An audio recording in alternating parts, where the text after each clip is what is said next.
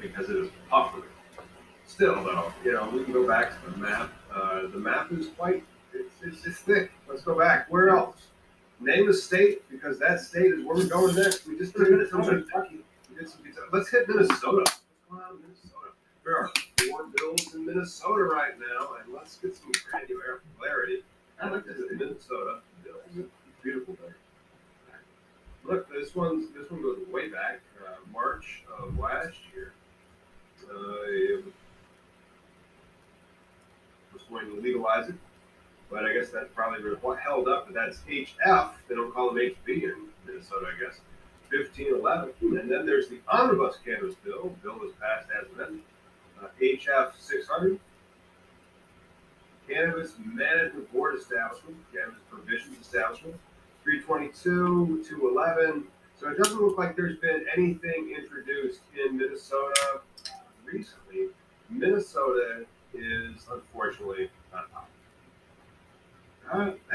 Well, they have medical now. Unfortunately, they don't have any recreational. I mean, it all comes down to.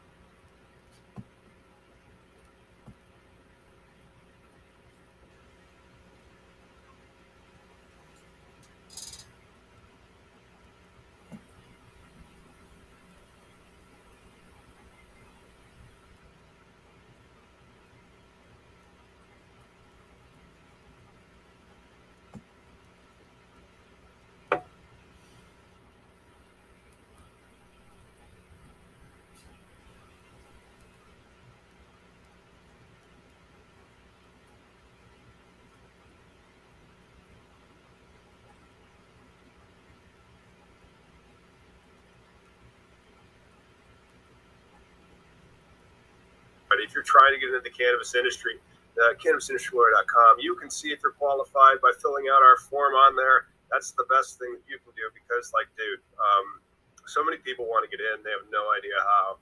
And we've made this wonderful roadmap that we've been launching over the past few months. But then software is what we call iterative. And you're working on the Microsoft campus. You're in Seattle. Yeah. Yeah.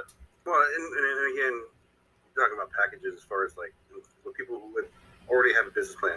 You have to before you even jump into this, you want to create that base, right? You can't just, Tom's not going to be able to go out there and be your representative for, who are those angel investor groups out there, the one, you know what I'm talking about, like the cannabis ones, right? Right. It's not your deal. You're more like, Bespoke Investments, yes.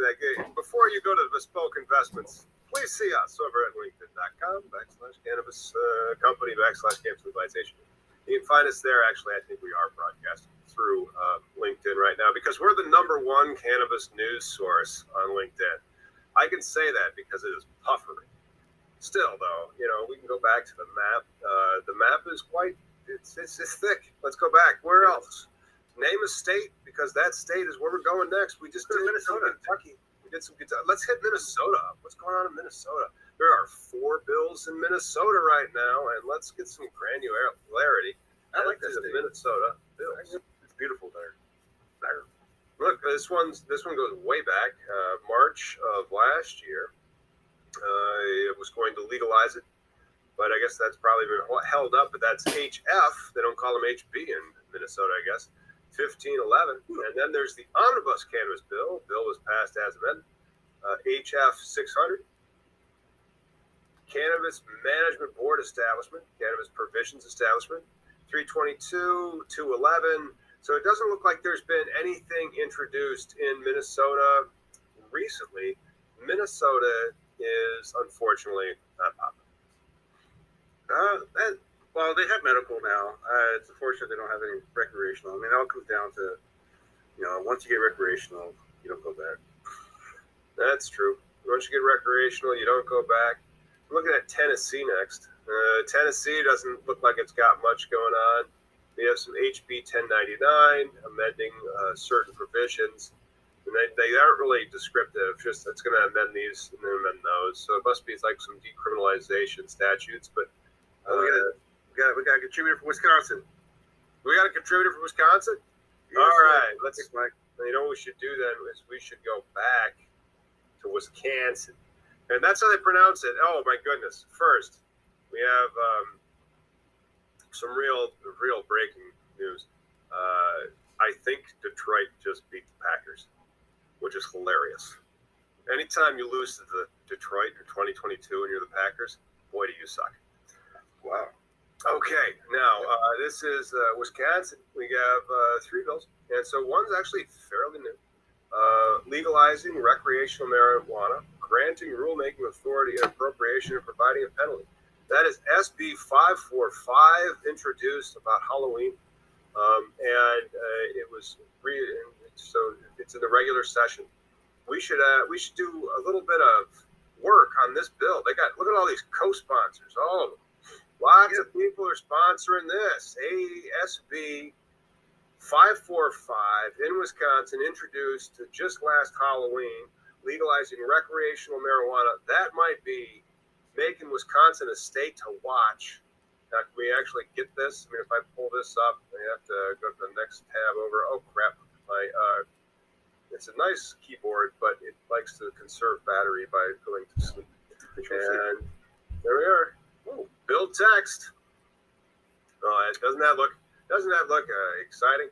Now, I'm not sure how many of you have had to suffer through law school, but you need to sometimes just kind of get nestled down and used to seeing shit like this for a while. You're going to be reading this 4 hours. Welcome to law school. Anyway, it's their bill, and it's in Wisconsinese, so it's not very well. Oh, yes, it is. Pardon me? It's for recreational. I didn't realize. See that? Yes, we do have a pending recreational bill, an act to repeal, and then these are the litany of laws in which cannabis is illegal in the state of Wisconsin, because Wisconsin, it's the state brought to you by Miller Beer and Sausage. There's a lot. Actually, Wisconsin, I know, has a big cannabis industry there. There's been a lot of activists for years. Madison, Wisconsin. That is true. Well, I mean, as far as activists goes, and just people who are not weirdos. I mean, Wisconsin's okay. And I love the cheese. Dude, I used to live there. I left. And again, some of it had to do with like winter being frigid. And if you think winter in Wisconsin is frigid, don't forget to tell us about that and then tag some douche that lives in Wisconsin and be like, Troy's company in Oklahoma is going to be getting it done for recreational this year. I would watch out. I'd watch out for those rules. Let's check the board to see if Oklahoma is being, tracked. Oklahoma being tracked by Marijuana Moments. So says, yes, there it is. Oh. One bill. There's a bill in Oklahoma, but that bill may have to wait for another day, because right now it might be 420 somewhere.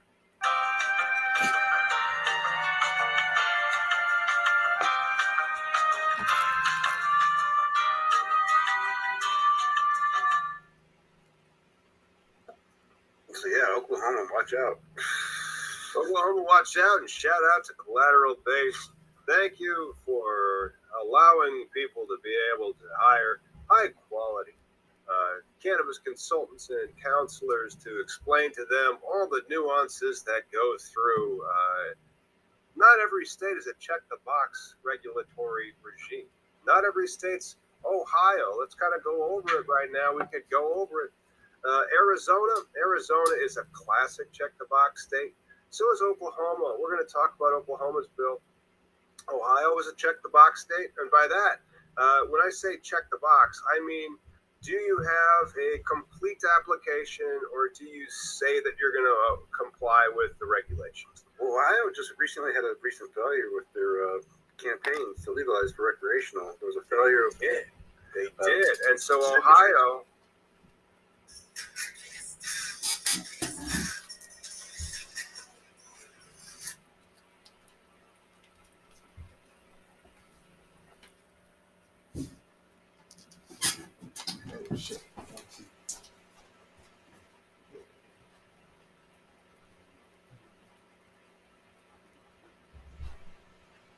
Yeah, they failed to get the requisite number of signatures, and I'm going to blame that on Omicron as well. Sure. You know, but the Ohio is a check the box regulation state, and then like, will you comply with the rules? Yes, I will. But I wonder.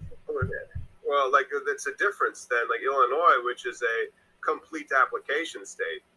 Give me your application that shows me how you're going to frickin' comply with the rules. Right. The state is yours. Well, yeah, I mean, but that's things, right? Because this thing is still newish. I mean, unfortunately now, there's got to be a point where they don't like this. It's just excessive regulation. What's been going on with that? I think, in my opinion, right? Buck. Hey, that's 3 now. Thanks, Mike. Up, Buck.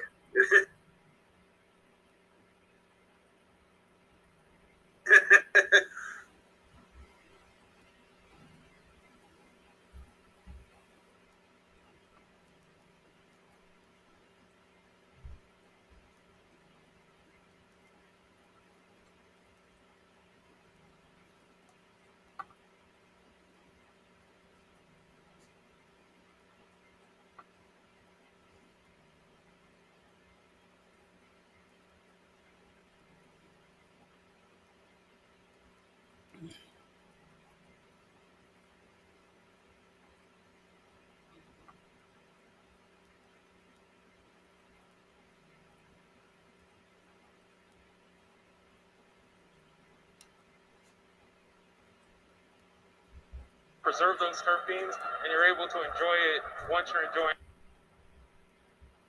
Welcome to the Green Room, the Los Angeles Times series that explores cannabis commerce and culture across California. This season, we're going to talk to farmers, distributors, musicians, and more about how cannabis culture and business and the world around it is changing. In our first episode, we travel north to highlight a surprising new trend in the cannabis space.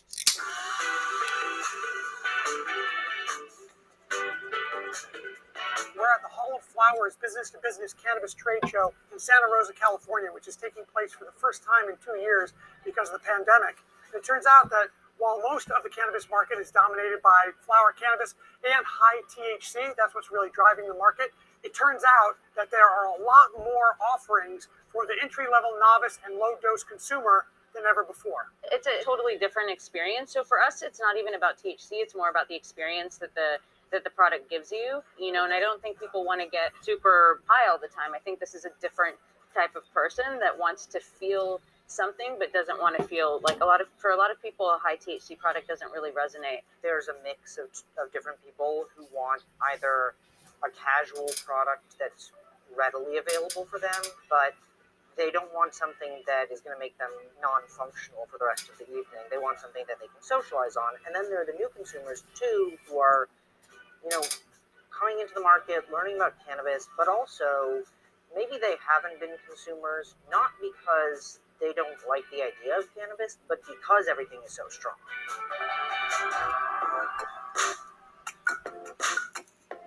But this is something I think because it's such a kind of niche and special product that I think high quality CBD isn't something that people prioritize, because generally the market, I think especially in California, people buy based on THC percentage. So a lot of farmers aren't incentivized to grow CBD, like really quality CBD flower. Because of that, this product becomes really special. So like our CBD mini joint, right? It's a pretty low dose of THC. It's a 20-to-1 terry tea, 20 parts CBD, 1 part THC.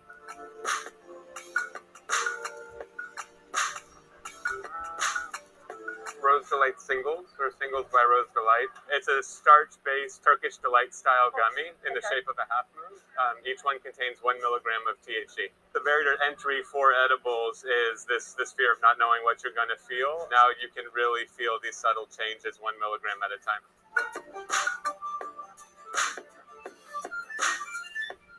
We're bringing salty snacks to the cannabis market, low dose at 10 milligrams per single serve of chips. Salty snacks are actually the dominant snacking category in the United States.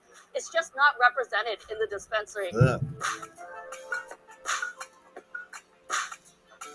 It's water-based, vegan, low-calorie, and gluten-free, so it kind of checks all those boxes, which I think is really cool. It has a reservoir system, so in the front to back, hence the name Squeeze, you squeeze front to back.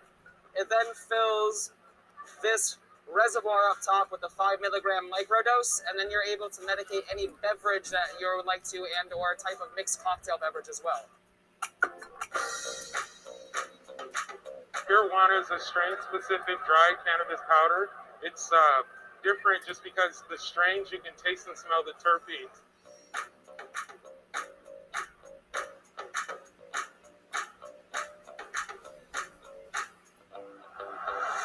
We don't eat any of our terpenes in the process, and so we preserve those terpenes, and you're able to enjoy it once you're enjoying the cannabis product. So you add it to any cold beverage, and you can smell and taste the terpenes. All of our strains are strain-specific, and the doses are made specifically for micro, or if you're a big heavy user, we have the 10 milligrams as well. There's 10 milligram, 5 milligram, and 2.5 milligrams. 2.5, yes. So we're seeing average onset is about 5 to 10 minutes, so it's like having a light beer or a light cocktail.